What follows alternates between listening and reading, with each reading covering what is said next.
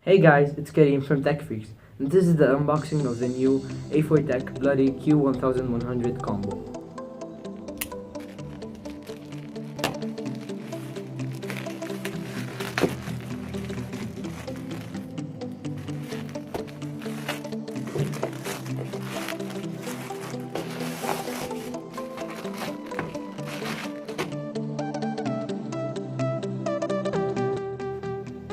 So guys, this is how the Q1100 box looks like. The Q1100 is water resistant and is USB plug. The keyboard also has adjustable lighting, and so does the mouse. It has an adjustable DPI.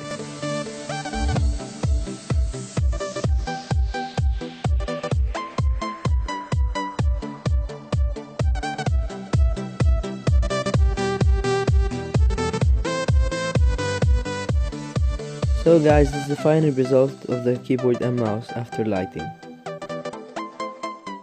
If you like what you saw, please subscribe and like all our previous videos, including this one.